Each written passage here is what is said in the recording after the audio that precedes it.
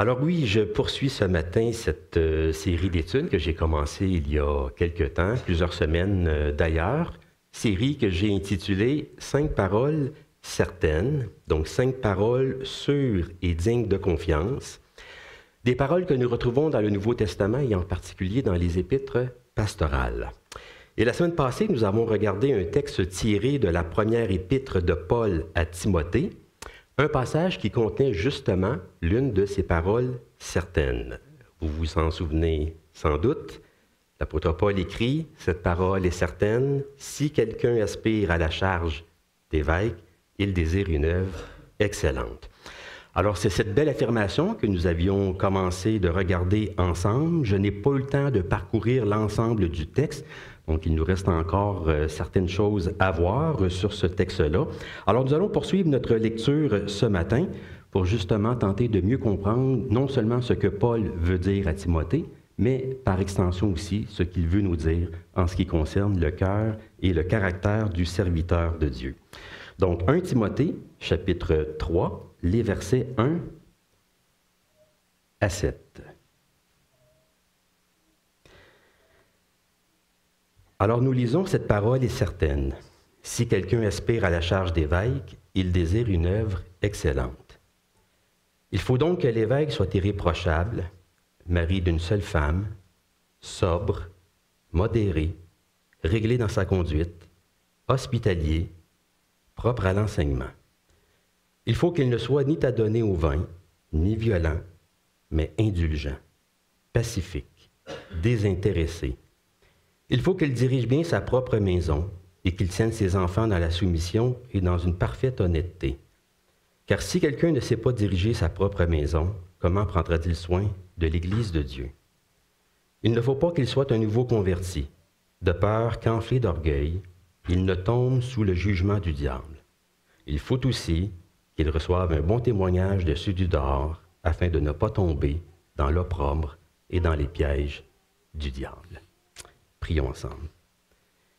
Seigneur notre Dieu, notre Père, nous te remercions pour ta convocation. Merci pour ton appel de nous réunir pour te louer, te célébrer, et aussi, Seigneur, pour nous placer devant ta parole.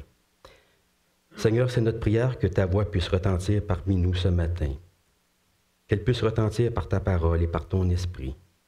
Veuille nous bénir ensemble autour de cette parole, et que cette parole puisse pénétrer en nous, afin qu'elle fasse son œuvre, qu'elle produise son fruit dans nos cœurs et dans nos vies. Amen.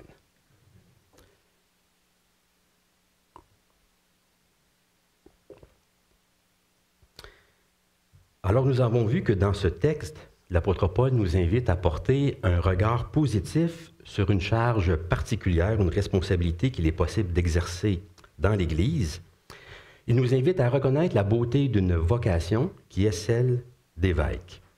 Pour Paul, ce désir de servir, de guider, de prendre soin du peuple de Dieu, c'est quelque chose de beau, quelque chose de bien, et même quelque chose à encourager. Ce n'est pas une mauvaise ambition, une ambition mal placée, mal orientée, mal dirigée. Au contraire, c'est une bonne ambition, cette ambition de vouloir servir le peuple de Dieu afin qu'il puisse grandir et s'épanouir dans la foi. Et je vous rappelle que lorsque l'apôtre Paul parle des évêques ici, au temps du Nouveau Testament, il fait référence à ceux qu'on appelait aussi les anciens. Les deux termes, en réalité, désignent les mêmes personnes. Les évêques, les anciens, ce sont les bergers de la communauté, ce sont ceux qui veillent sur la santé spirituelle de l'Église et sur son bien-être. Si dans le Nouveau Testament, on retrouve ces deux mots, anciens et évêques, c'est simplement parce que la foi chrétienne s'est développée dans deux contextes culturels différents, le monde juif, d'où vient le mot ancien, et le monde gréco-romain, d'où vient le mot évêque. Donc, chaque culture disposait de sa propre terminologie pour décrire les dirigeants ou les responsables d'une communauté.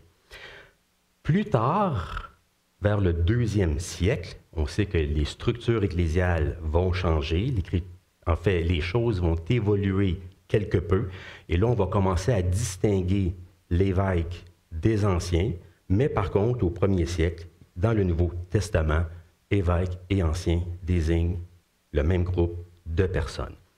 Aujourd'hui, l'équivalent, ce serait un peu le conseil de l'Église, les membres du conseil. Nous sommes vos dirigeants, nous sommes vos gardiens, vos surveillants, parce que le mot évêque, vous vous en souvenez, le mot évêque veut dire surveillant, surintendant. Ce sont ceux qui veillent sur un domaine particulier ou un groupe de personnes. Donc l'apôtre Paul nous dit que aspirer à la charge d'évêque, c'est une bonne chose. C'est une belle chose. C'est une œuvre excellente. Mais l'apôtre Paul nous dit aussi que l'aspiration seule ne suffit pas. Il ne suffit pas d'aspirer à la charge d'évêque pour exercer cette fonction-là. Encore faut-il évaluer les motivations de la personne, son caractère, son comportement, sa relation avec les autres, sa réputation dans la société. Il y a vraiment un processus de discernement qui doit s'enclencher, se mettre en place, un discernement collectif, communautaire, pour valider l'aspiration de la personne et, somme toute, l'appel de Dieu dans la vie de la personne. Et c'est la raison pour laquelle l'apôtre Paul nous donne, juste après, les qualités nécessaires pour diriger ou prendre soin d'une Église. Et comme vous l'avez sans doute remarqué, il n'y en a pas beaucoup. Vous avez compris que j'étais ironique. Hein? Il y en a vraiment beaucoup. Il y a pas moins de 15 critères au total. 15 qualifications. Alors, c'est vraiment une liste impressionnante, n'est-ce pas? Elle est impressionnante par sa longueur, par son contenu. Par sa longueur, parce qu'il y a vraiment beaucoup de critères à considérer, mais aussi par son contenu, parce que lorsqu'on y regarde de près, on voit que ces critères ont quand même de quoi nous intimider, nous décourager. On peut se demander en lisant un texte comme celui-ci, mais qui peut vraiment répondre à tous ces critères-là? Qui réellement est à la hauteur de tout cela? Bien sûr, on sait que la perfection n'est pas de ce monde, personne n'est parfait, mais il faut quand même reconnaître que la barre est haute et que les standards sont élevés. Mais je pense qu'il est important de comprendre le souci de Paul, ses préoccupations pastorales. Parce que lorsque Paul donne cette liste-là ici, ce n'est pas pour rien. Il a une raison derrière la tête. Alors, ce que j'aimerais faire avec vous ce matin, ce n'est pas nécessairement de parcourir cette liste-là. Nous n'allons pas regarder tous ces critères-là l'un après l'autre. Ce que j'aimerais pouvoir dégager, ce sont les préoccupations pastorales de l'apôtre Paul, parce que derrière cette liste de qualifications, il y a un souci. Il a une intention. Alors, je vais faire 4 observations sur cette liste-là, et ensuite, je vais terminer avec 3 applications pour nous aujourd'hui. Qu'est-ce que nous pouvons faire avec une telle liste pour notre Église aujourd'hui? La première chose que nous pouvons voir en lisant cette liste, c'est que Paul se soucie, se préoccupe de la cohérence globale de la vie de la personne. La cohérence globale de la vie du dirigeant. Il souhaite qu'il y ait une cohérence entre les différents domaines de sa vie. Il est facile de voir dans cette liste que c'est une liste très large qui couvre l'ensemble de la vie.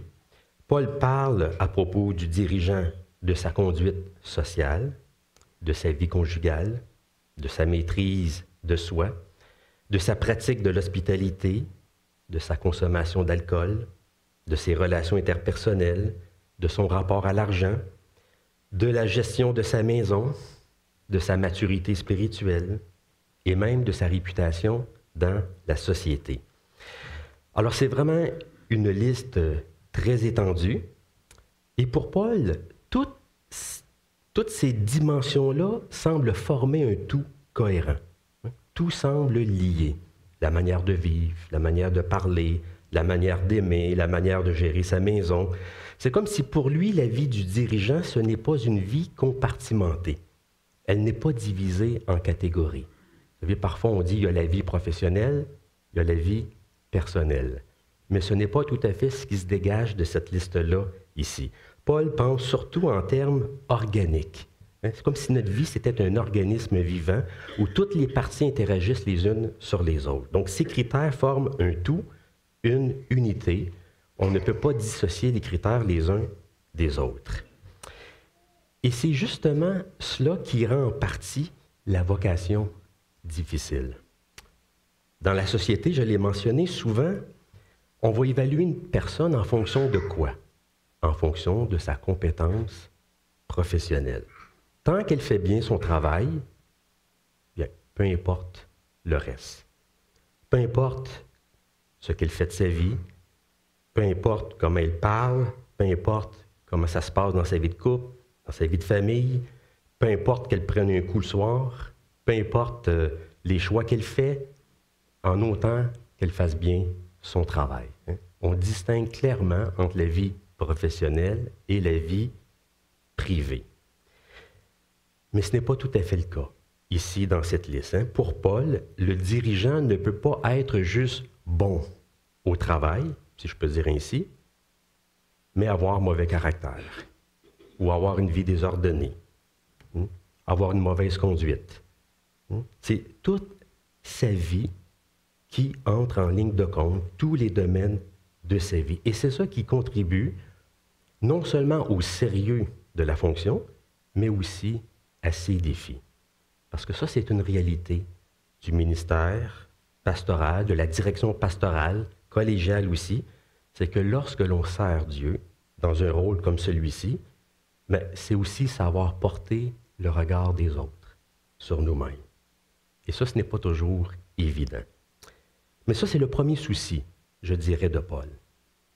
Il se soucie de cette cohérence globale de la vie de la personne qui aspire au rôle d'évêque.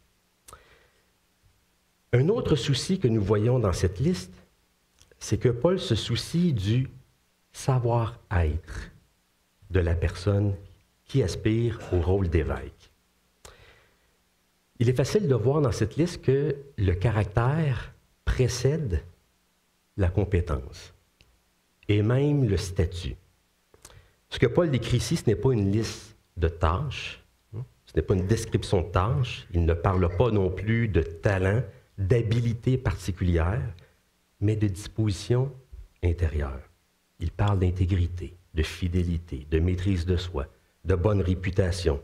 Vous savez, on distingue souvent entre trois formes de savoir. Le savoir-faire et le savoir-être. Le savoir, c'est ce que l'on sait, les connaissances que nous avons acquises. Le savoir-faire, ce sont nos compétences, nos habiletés, nos talents, nos dons. Et le savoir-être, c'est notre caractère, ce que nous sommes comme personne, nos attitudes, nos réactions. Sur quoi Paul insiste-t-il ici? Il insiste clairement sur le savoir-être. Ce n'est pas que le savoir et le savoir-faire ne sont pas importants. D'ailleurs, il va dire que le dirigeant doit être apte à enseigner. Donc, ça veut dire que le savoir-faire est quand même important aussi. Il y a une place pour les connaissances et les habiletés à avoir pour exercer une fonction dans l'Église. Mais dans la pensée de Paul, il n'en demeure pas moins que le caractère vient avant la compétence. Et ça, c'est bien illustré au verset 3. Il dit, il faut qu'il ne soit ni violent, ni indulgent, ni pacifique. Enfin, il faut ni violent, mais indulgent, pacifique et désintéressé. Donc, ni violent, c'est-à-dire qui maîtrise, dans le fond, ses réactions, qui ne répond pas par la force et l'agression. Être indulgent, donc qui fait preuve de bonté, de bienveillance, qui est sensible à la faiblesse des autres, qui est prêt à pardonner, à passer par-dessus des offenses. Pacifique, donc une personne qui recherche la paix, l'harmonie, qui évite les querelles, les discussions inutiles, les débats inutiles qui sont souvent dénoncés dans les épîtres pastorales. Et enfin, désintéressé. Ça décrit quelqu'un dont les motivations sont saines. Donc, quelqu'un qui n'est pas tourné vers l'argent, qui ne recherche pas le statut, le pouvoir, mais qui est plutôt motivé par le service de l'Évangile. Le rôle de l'évêque, c'est une noble tâche, bien, les motivations devraient l'être également. Est-ce que tout cela devrait nous amener à réfléchir? Parce que souvent, qu'est-ce qui nous impressionne dans la vie des autres? Est-ce que c'est le savoir-faire ou le savoir-être? Souvent, ce qui nous impressionne, c'est le savoir et le savoir-faire. C'est ça qui nous impressionne, l'intelligence, les talents, l'expertise, les qualités oratoires. Pour Paul, les dons, les compétences, ça a une place. Mais pour lui, ce qui est prioritaire, c'est le cœur, le caractère et le fruit de l'Esprit Saint. Le fruit dans la vie du dirigeant. Très important aussi, ce caractère prime sur le statut. Et là, je parle ici du statut social et économique. Et je m'explique. C'est qu'à l'époque, souvent, on choisissait les dirigeants en fonction de leur rang dans la société. Donc, en fonction de leur statut, de leurs avoirs, de leur richesse. Mais qu'est-ce que Paul est en train de nous dire dans ce passage ici? Il est en train de renverser cette logique parce que ce n'est pas le rang ou le statut social qui fait en sorte qu'on va se qualifier pour un service dans l'Église, mais c'est la maturité chrétienne. Et c'est la raison pour laquelle Paul dit, enfin il nous avertit qu'on ne devrait pas mettre un nouveau converti dans un poste de direction. C'est ce qu'on voit au verset 6. Il ne faut pas qu'il soit un nouveau converti, de peur qu'enflé d'orgueil, il ne tombe sous le jugement du diable. Si Paul mentionne cela ici, ce n'est pas juste parce qu'il veut éviter que ce soit un jeune qui arrive dans la foi et qui soit tout de suite placé dans un poste de direction. C'est parce que ça va à l'encontre d'une certaine pratique où c'était les personnes influentes dans la société qu'on avait tendance à placer dans des postes de direction. C'est comme si aujourd'hui, il y avait des personnes influentes dans la société, que ce soit un politicien, un conseiller municipal, un chef d'entreprise, quelqu'un qui est très influent se convertit et arrive dans l'Église. Elle a des compétences. C'est une personne intelligente, elle a de l'influence. On serait peut-être tenté de se dire, mais on va la mettre sur le conseil de l'Église. Mais Paul nous dirait, non, ne faites pas ça. Ce n'est pas le statut social ou le statut économique, c'est la maturité chrétienne. La personne peut avoir des compétences, elle peut avoir de l'influence, mais si elle est nouvelle dans la foi, ça prend un certain temps pour apprendre à diriger tout en étant animé par l'esprit de l'Évangile.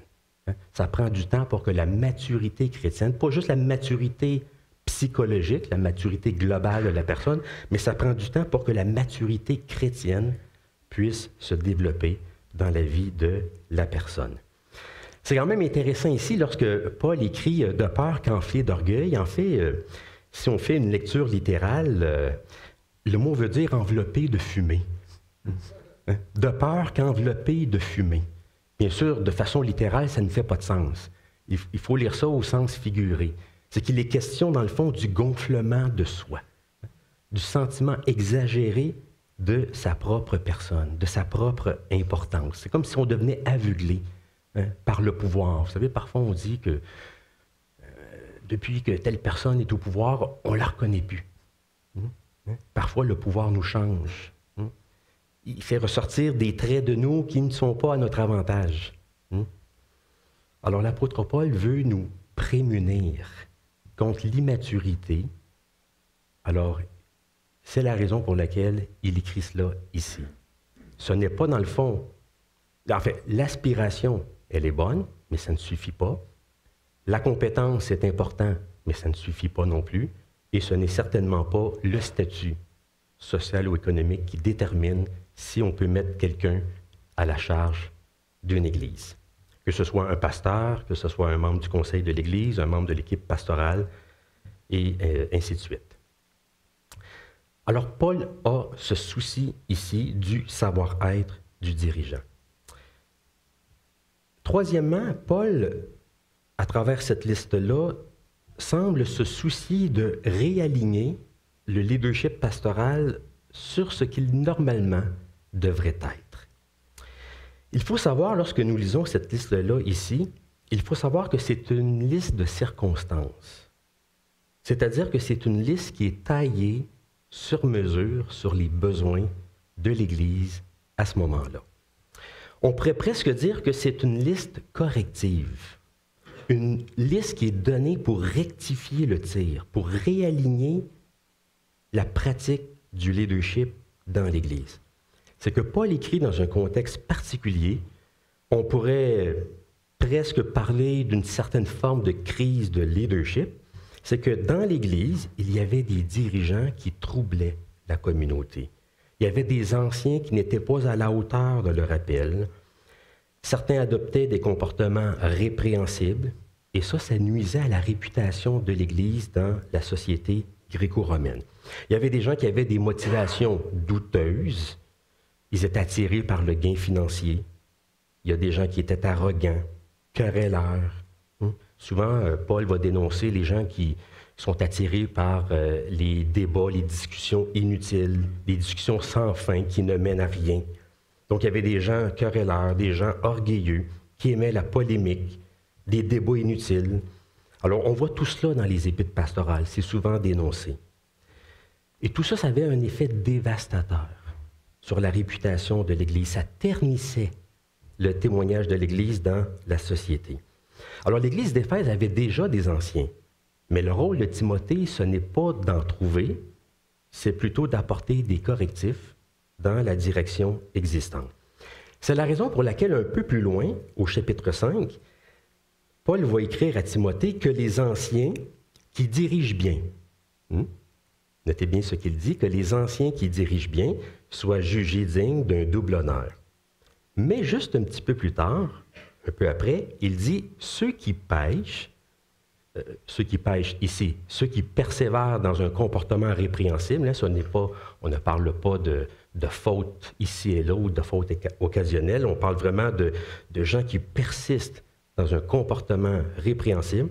Il dit « reprends-les devant tous, afin que les autres aussi éprouvent de la crainte. » Il va même écrire « n'impose les mains à personne avec précipitation ». Donc, une façon de dire « ne mets pas en place des gens dans un poste de direction de façon prématurée ou de façon trop rapide. » Alors, ces exhortations-là, ça montre le contexte spécifique de cette lettre-là. Il fallait assainir le leadership et rétablir la crédibilité du ministère. Donc, on voit que cette liste-là, elle n'est pas tombée du ciel juste comme ça.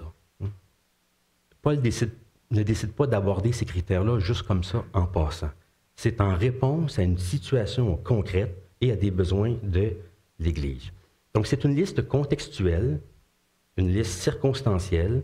Peut-être que si Paul avait écrit à une autre Église, il aurait mis l'accent sur des qualités différentes. Il y aurait sans doute eu des ressemblances, des similitudes, mais il y aurait peut-être eu aussi quelques variantes d'une liste à l'autre.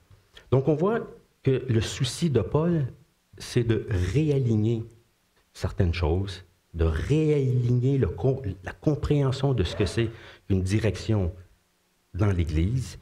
Il veut vraiment apporter des correctifs qui étaient nécessaires dans le contexte où Timothée servait. Dernière observation. Et c'est peut-être la plus surprenante.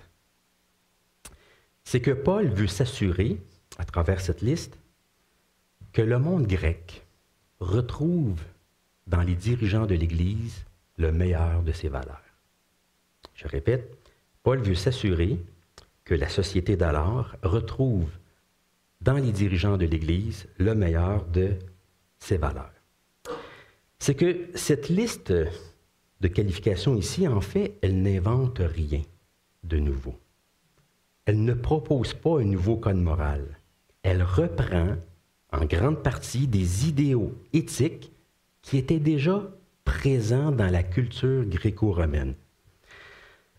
Avez-vous remarqué que Paul, plusieurs l'ont fait remarquer, plusieurs commentateurs, avez-vous remarqué que Paul ne mentionne pas des choses qui sont nécessairement chrétiennes, des vertus typiquement chrétiennes? Il ne parle pas de la foi, il ne parle pas de la sagesse, il ne parle pas de la prière, il ne parle même pas de l'amour. Et pourtant, est-ce que ce sont là des qualifications importantes pour diriger une Église? Mais bien sûr, on veut des dirigeants qui sont animés de l'Esprit Saint, qui sont pleins d'amour, qui ont la foi, qui se consacrent à la prière, mais on ne retrouve pas ces qualités-là ici. Ne vous inquiétez pas, on les retrouve ailleurs, un peu plus loin. Paul va écrire à Timothée au chapitre 4, au verset 12, « Sois un modèle pour les fidèles, en parole, en conduite, en amour, en foi, en pureté. » Et il va dire aussi, au chapitre 6, « Et toi, homme de Dieu, poursuis la justice, la piété, la foi, l'amour, la patience, la douceur. » Alors on voit qu'il y a des vertus chrétiennes qui sont bien là, qui font partie des critères de Paul. Mais ici, au chapitre 3, Paul ne mentionne rien de tout cela. Il adopte plutôt un langage éthique qui était familier à son auditoire parce que les philosophes de l'époque parlaient déjà de ces vertus. Alors, Paul ne les rejette pas. Il intègre ces vertus-là, mais il les réoriente à la lumière de l'Évangile. Il les met au service, autrement dit, de la direction pastorale dans l'Église. Et cet emprunt aux valeurs grecques, il est bien illustré au verset 2, où on retrouve 3 vertus qui s'accompagnent mutuellement et qui sont liées à la maîtrise de soi. Il est dit, il faut que l'évêque soit irréprochable, mari d'une seule femme. Et là, qu'est-ce qu'il est dit? Il doit être sobre, modéré et réglé dans sa conduite. Ces 3 vertus-là, ici, traduisent l'idéal de la modération dans la culture grecque de l'époque. Le terme « sobre » veut dire, en fait, ça renvoie à une personne qui est libre de toute forme d'excès, de passion, de dépendance. Ça décrit, dans le fond, quelqu'un qui a la pleine possession de ses moyens, qui est maître de ses facultés, qui contrôle ses appétits. Le terme modéré désigne une personne qui réfléchit, équilibrée, qui est capable de doser ses paroles et ses actes, qui évite les excès, les extrêmes, et réglé dans sa conduite, ça décrit une vie ordonnée, donc convenable, qui est marquée par la stabilité, qui n'a pas une vie chaotique, mais qui respecte certaines normes sociales. Donc on dit que le mot « modéré » fait référence à ce qu'est la personne intérieurement, alors que réglé dans sa conduite reflète ce qu'elle manifeste extérieurement.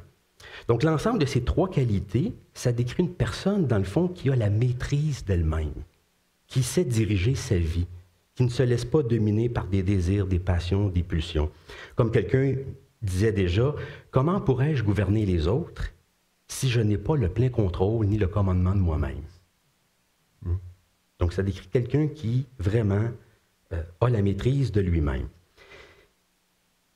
J'aimerais citer un auteur grec du 1er siècle, Onosandre, qui a rédigé un traité sur l'art militaire.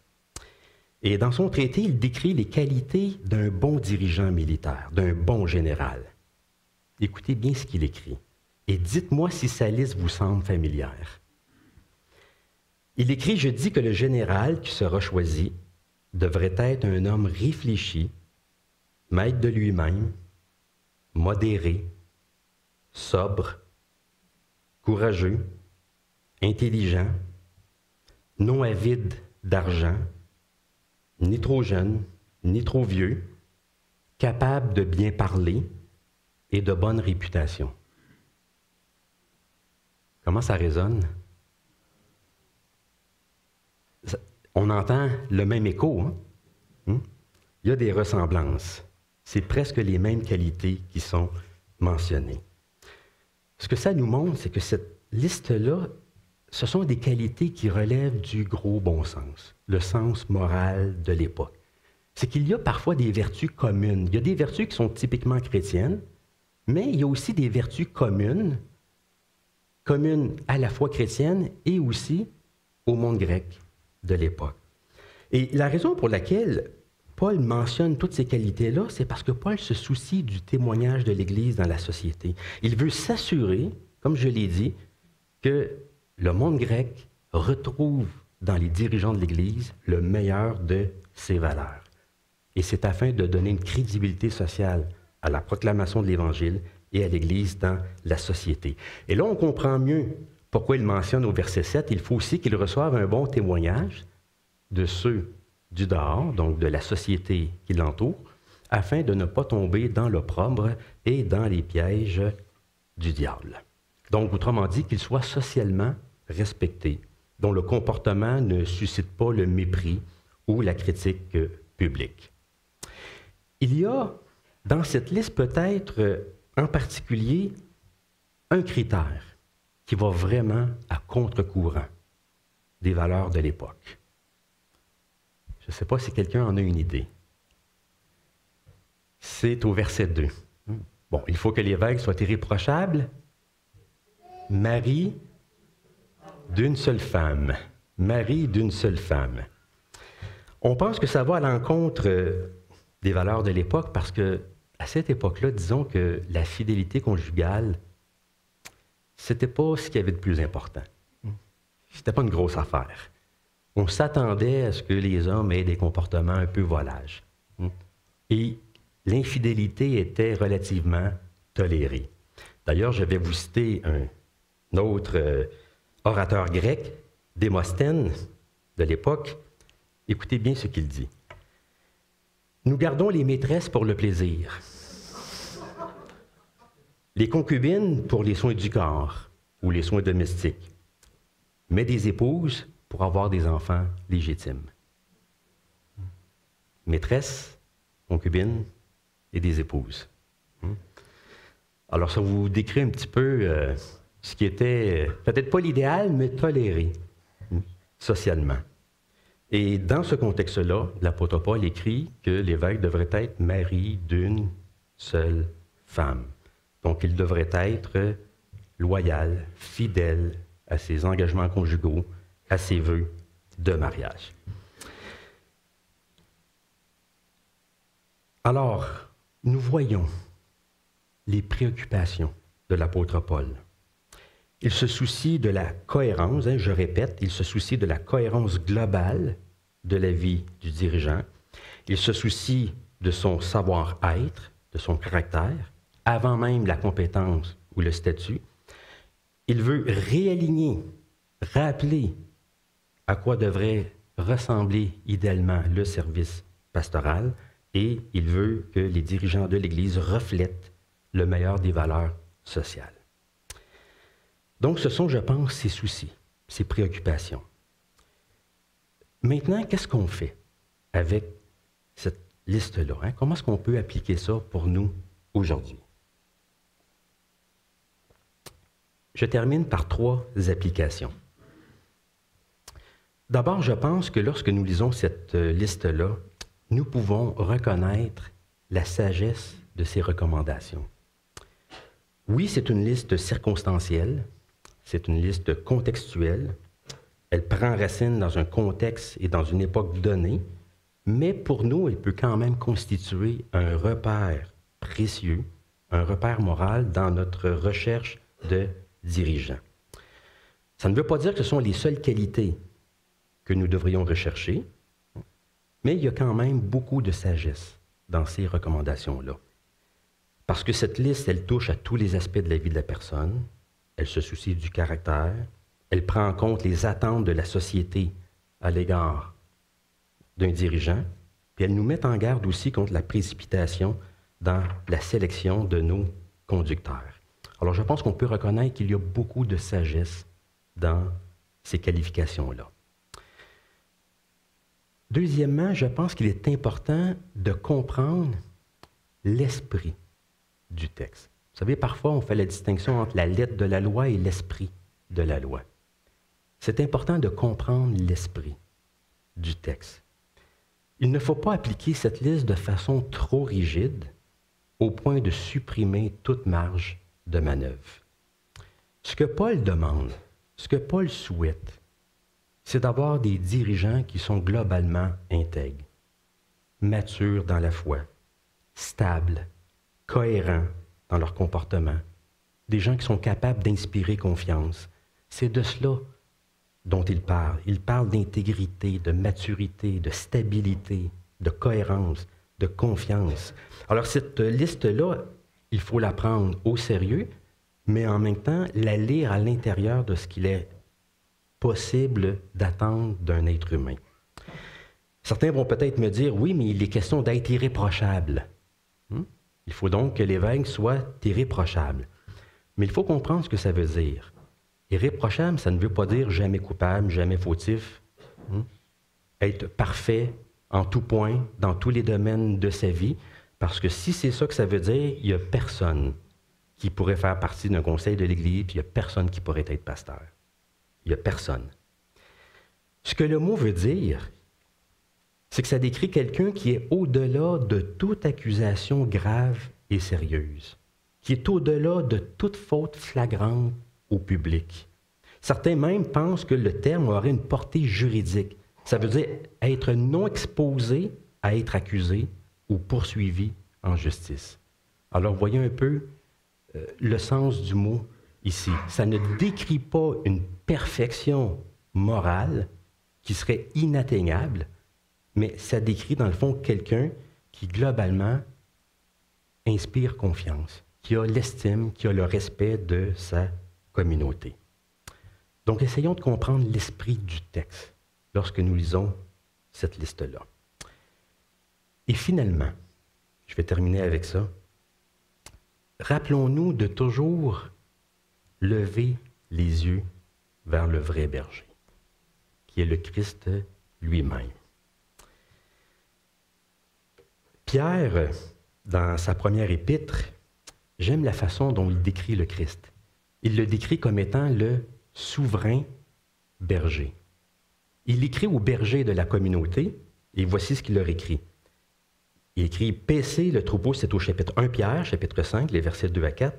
Il dit « Paissez le troupeau de Dieu, qui est sous votre garde », donc il s'adresse aux anciens qui sont là, qui sont les bergers de la communauté. « Paissez le troupeau de Dieu qui est sous votre garde, non par contrainte, mais volontairement, selon Dieu, non pour un gain sordide, mais avec dévouement, non comme dominant sur ceux qui vous sont échus en partage, mais en étant les modèles du troupeau. » Et là ensuite, il écrit, « Et lorsque le souverain berger, voyez-vous, lorsque le souverain berger paraîtra, vous obtiendrez la couronne incorruptible de la gloire. » Il y a les bergers et il y a là souverain berger.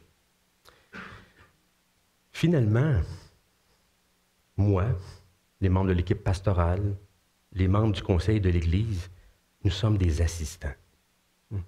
Nous sommes des sous-bergers. Le vrai berger, c'est le Christ. C'est le Christ lui-même. Et c'est important d'être capable de lever les yeux vers le vrai berger pour être capable de surmonter nos déceptions et nos désillusions. Parce que, oui, nous dirigeants, nous pouvons vous décevoir. Alors, ce que je vous dirais, c'est que lorsque vous nous regardez, que ce soit moi, un membre du conseil, un membre de l'équipe pastorale, lorsque vous nous regardez et que vous voyez quelque chose qui vous déçoit, levez les yeux.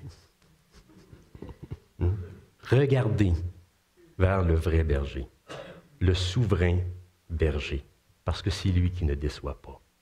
Nous pouvons décevoir. Vous pouvez prier pour nous, pour que nous puissions justement être des hommes, des femmes de Dieu qui servent l'Église avec dévouement. Mais apprenons à lever les yeux vers le vrai berger. Je ne connais pas d'autre façon de surmonter nos désillusions et nos déceptions que nous pouvons avoir dans l'Église. Donc, reconnaissons la sagesse de ce texte, appliquons cette liste avec grâce, en tentant de comprendre l'esprit de ce texte, et apprenons constamment à lever les yeux vers le vrai berger. Alors que Dieu bénisse la proclamation de sa parole ce matin. Amen.